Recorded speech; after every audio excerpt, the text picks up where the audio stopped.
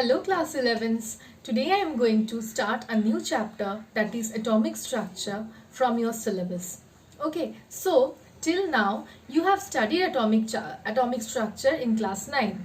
You have studied that atom is made up of subatomic particles, protons, neutrons and electrons. Till this you have studied. You have also got certain views about the various discovery of protons, electrons, neutrons. So today in this part of the video, I am just going to explain to you that from where the word electrons is coming, means from where electrons is being discovered, that is the cathode rays. So let's start with the chapter. Okay.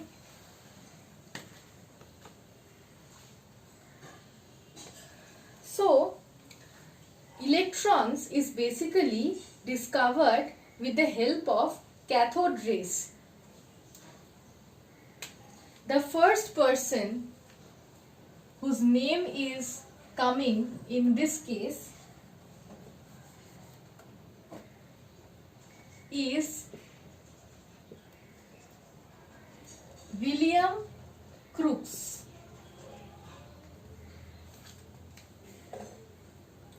So he was the first person who has brought into view the concept of a discharge tube.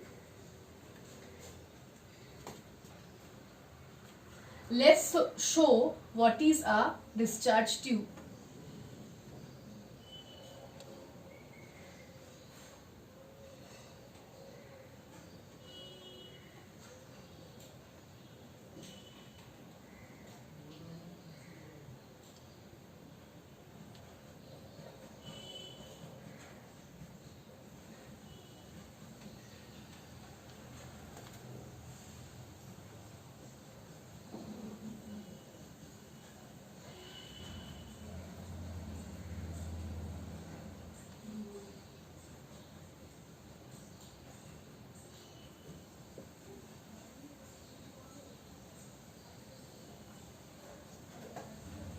Keep this a chamber like this.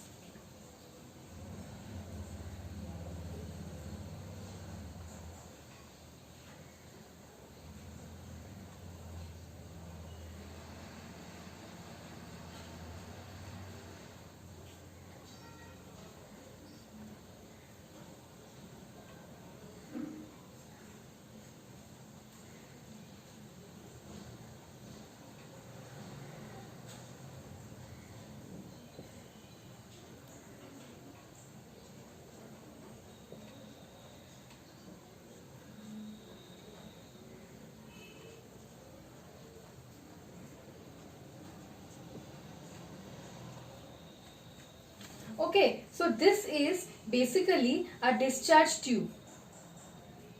This is a cathode and this is an anode. Inside this discharge tube, a type of a gas is filled. Any gas can be filled inside this discharge tube, and the cathode is being connected to a high voltage, and the pressure inside the gas is a low pressure. Means the discharge tube is containing a gas inside it which is at a low pressure. The vacuum pump is kept in order to maintain the pressure of the gas inside this tube. Okay, so this is the entire diagram of a discharge tube. So what was the observation? What was the major observation? It is seen that in the wall which is just at the opposite of the cathode, here at this wall there is a greenish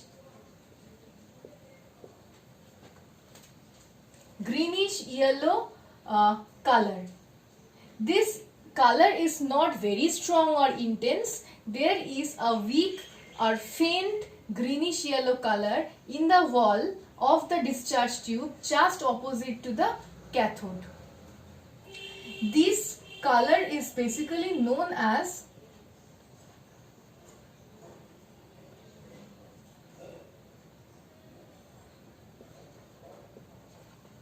fluorescence. This color develops due to a phenomenon which is known as fluorescence. Okay. Okay. So, how does this occur? Means he has to give an explanation for his observation. His observation was such that there is a discharge tube, this is a cathode, this is an anode, and what happens at the end, at the other end or at the other wall of the discharge tube, just opposite to the cathode, a faint greenish yellow color develops. So that is known as faint greenish yellow light actually, which is due to a phenomenon known as fluorescence. So what did he what explanation did he give for this observation? He said that inside there are gas particles present, and from the cathodes there must be certain rays which are being emitted that falls on the other side of, on the other wall of the discharge tube, and this is cathode and this is anode. He says that the rays have been emitted from cathode and towards anode.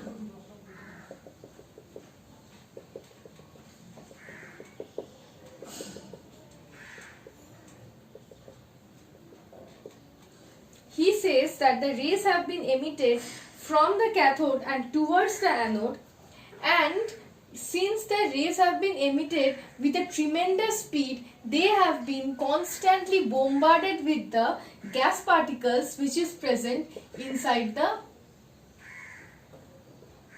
these are the gas particles which are present inside the cathode, inside the discharge tube, because the discharge tube is filled with a gas at low pressure. These are the gas particles. Since the rays are coming with great speed, so they get bombarded with these gas particles,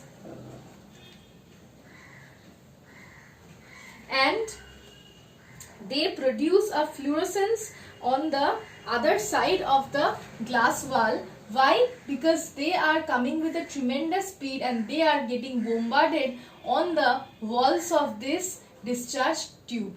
So fluorescence develops, means fluorescence occurred at the glass wall of the discharge tube opposite to the cathode, and we can see a faint greenish yellow light.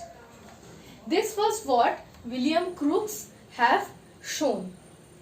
Now J.J. Thomson. The name J.J. Thomson is very important in case of cathode rays, because he was the one who has characterized this cathode rays. And why these rays are known as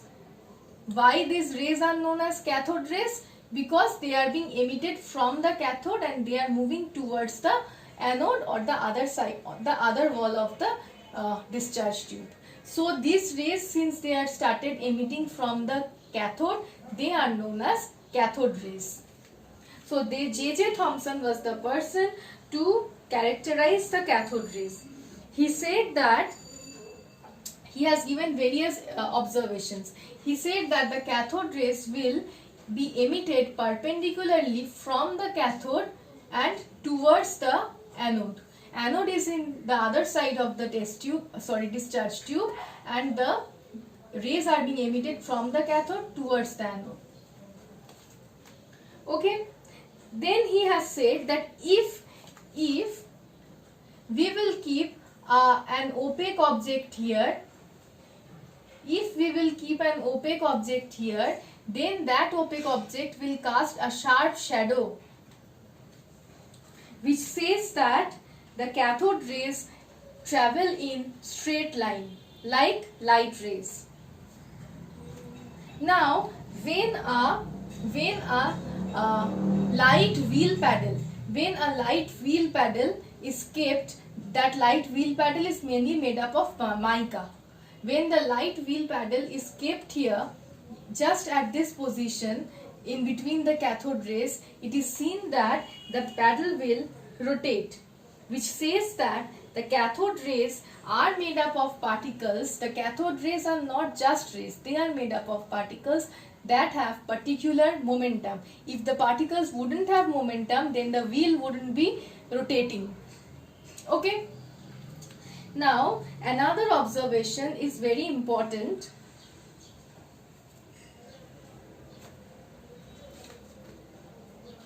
I will draw another discharge tube here.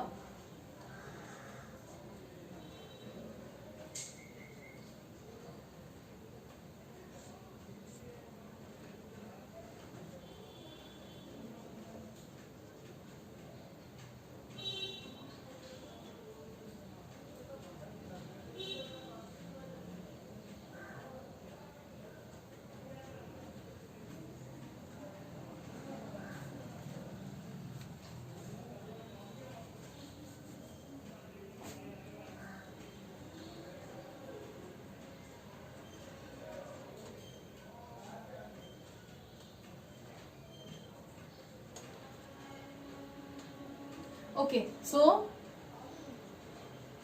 this is the cathode and this is the anode. This is the cathode, this is the anode, and this is as usual the vacuum pump. What are these and what are these two? A question may arise that what are these two? This is basically a negatively charged plate and this is a positively charged plate.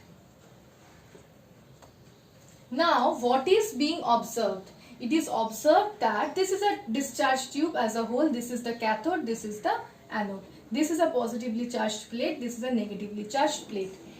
J.J. Thomson observed that the cathodes are being deflected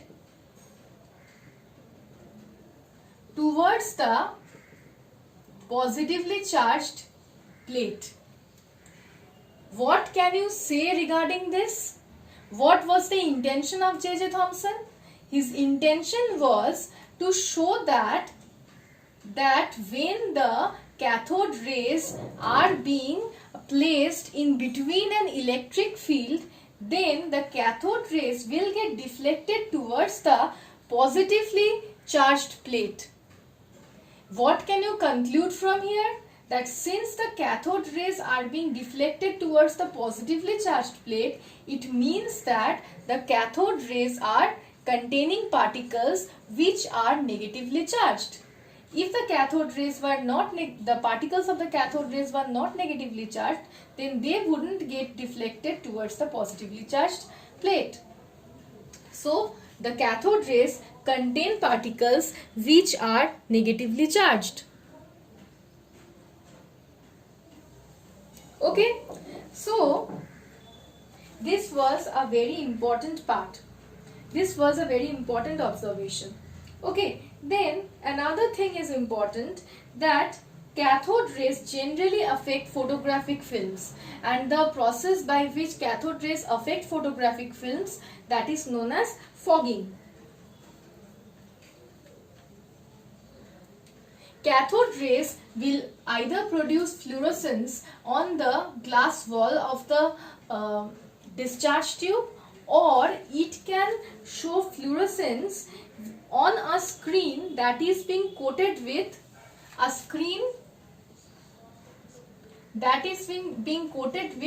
zinc sulfide, or there is another compound which is a complex compound that is known as barium platinocyanide.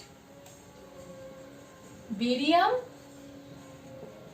platinocyanide. This is a complex compound. Complex compounds we will study in class 12. Okay, so from all the observations which J.J. Thomson has seen, from the observations, the two important points that were concluded were, number one, the material of the material particles that are present in the cathode, they are basically negatively charged. And another point is that the cathode rays are rays that contains material particles. So from the various observations, we have seen that when we place a wheel in the in between the rays, cathode rays, the wheel will rotate. That will show that there is a presence of momentum. How can momentum be present? Momentum can be present only if the rays consist of material particles. The particles will have a momentum. So the second point, the second important observation was this one, where the cathode rays gets deflected towards the positively charged plate, which shows that the material particles present in the cathode rays are negatively charged. So two important observations were, number one, the cathode rays consist of material particles, and number two, the material particles that are present in the cathode rays are negatively charged. J.J. Thomson has given the name of these negatively charged particles as negatron.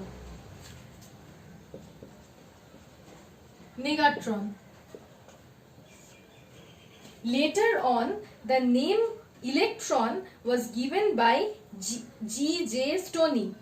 G.J. Stoney later on gave the name electron. Okay. So this was observed by J.J. Thomson, that the cathode rays consist of particles that are negatively charged. Now he has other things to do. What did he do? What were the things that he did?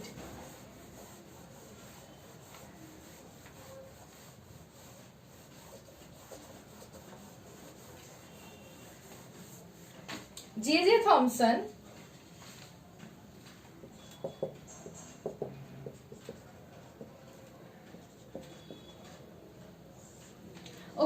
what did he do? He later on filled up the discharge tube with different gases. He later on filled the discharge tube with different gases, and also he has continuously changed the cathode and the anode by placing different metals.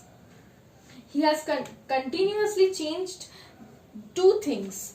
Number one, he has changed the gases in discharge tube. He has continuously used different gas.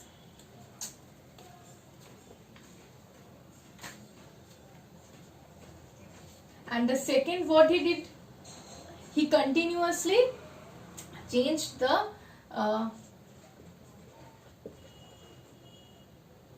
cathode, means the electrodes, the cathode and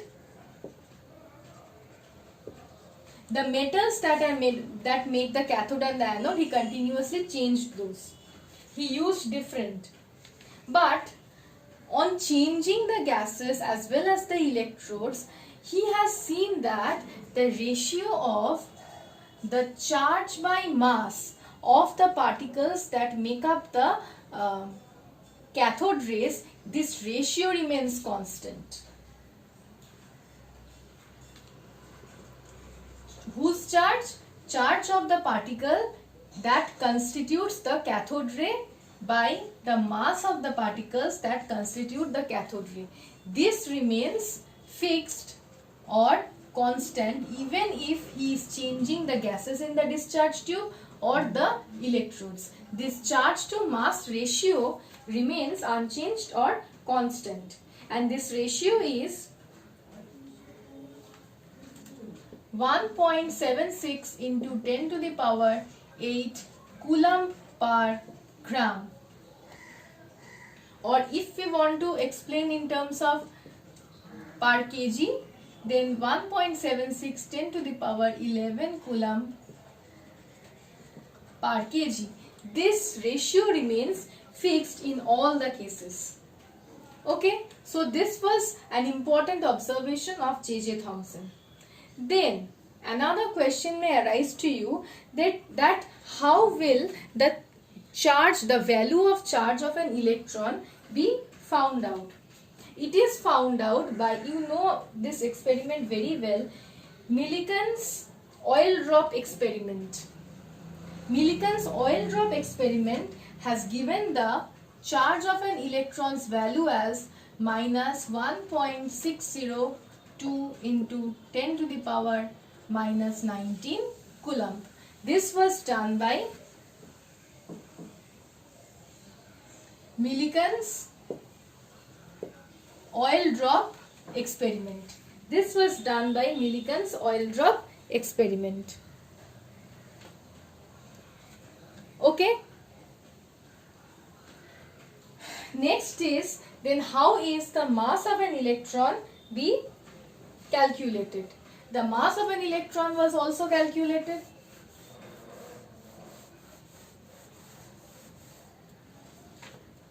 The mass of an electron was calculated as electronic charge divided by the ratio.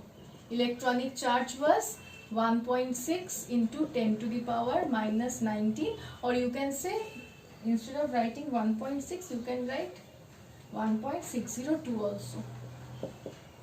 10 to the power minus 19 divided by 1.76 into 10 to the power 8. So this was coulomb, this was coulomb per gram. So 9.11 into 10 to the power minus 28 gram. This was the mass of an electron. If you calculate this using your calculator, you will see that you will get this value. And if we are expressing in terms of kg, then 9.11 into 10 to the power minus 31 kg. So this was the mass of an electron that was found out. Okay. So basically he said that the charge by mass ratio remain constant